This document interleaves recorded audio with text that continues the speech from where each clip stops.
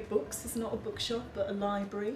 I think our class were taken to the local library when we were all 7 years old by a very brave teacher who kind of crossed us over 2 main roads and took 44 children into the library. We were all given a ticket and read a story. I remember going home and telling my mum and dad and being really excited about it, and my dad kind of just, we finished tea and off we went back to the library, borrowed armfuls of books, and that became a habit that kind of went on all the way through my childhood and teenage years. So books and libraries were the first thing that went together for me. We didn't have a lot of money to spare for books, but then as soon as it was possible to buy books, it's probably the only thing I never feel guilty about buying. Yeah, bookshops are still probably the most decadent, wonderful, happy place that I can possibly imagine. I've never met a bookshop that I didn't like.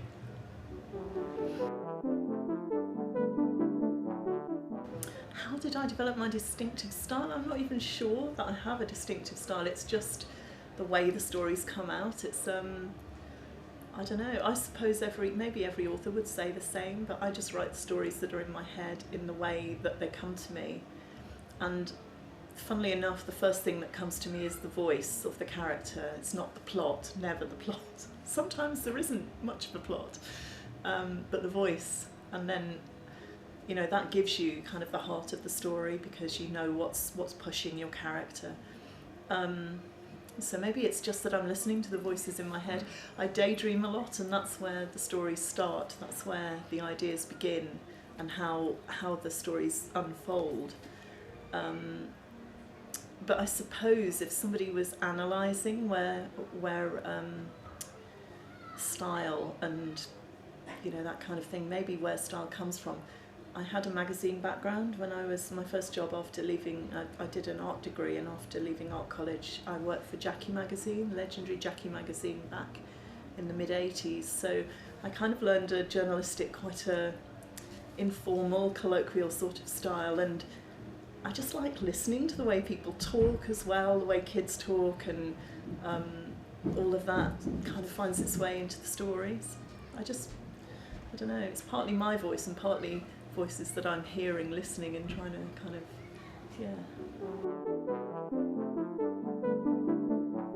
It's funny, Broken Heart Club, the idea for this book came from a group of 5 readers that I met after a school visit maybe about 5 or 6 years ago. And these girls, 5 girls who waited to the very end of the signing queue, and I'd already signed their books, and then they came up and pointed out to me that the first letter of each of their names could be arranged into the word heart, and they said, "We're the Heart Club, put us in a book, we're best friends, write about us, now, please." And I kind of tried to explain to them that you can't put everybody that you meet into a story, and that maybe 10 times a day I get asked to put somebody in a book or put something in a book. You just kind of can't do it. But they were very persistent, and they were, "Oh, please put us in a book." By the time I got home that evening to the hotel that I was staying in, I must have been on tour, and already 3 of them had emailed me asking to be put in a book. "We're the Heart Club, remember us, we met you today." The next day they did the same. The next week they were still emailing, and the week after, and the month after, and the year after. So it kind of went on. They were very persistent, very determined girls, and I was like, I just don't know. I like the idea of there being a heart club, but I don't know what the story would be. But the persistence must have paid off, because in the back of my mind this little idea began to form. What if 5 best friends broke apart? And what if the Heart Club became the Broken Heart Club? And that really is where the idea for this book came from. It's where it started. So no, I wasn't in a heart club of any sort. It's not a romantic kind of broken heart. It's a friendship group that breaks apart. And the characters, we meet them again in year 8, and they're trying to begin to put the pieces back together again. So I just loved that idea, and I'm really hoping, it's now a long time ago, maybe 5-6 years ago, but I'm very much hoping that 1 or 2 of the original Heart Club girls will spot this book, and they will know that it's about them. They will. So that could be quite cool.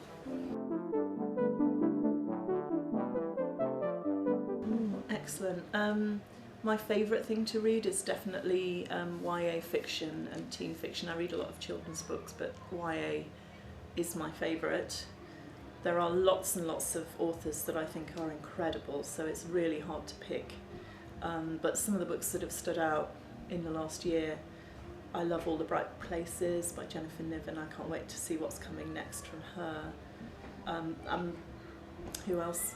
David Leviathan is a total hero for me. John Green I like. Meg Rosoff has never written a bad word in her life. She's just amazing. Love her stuff.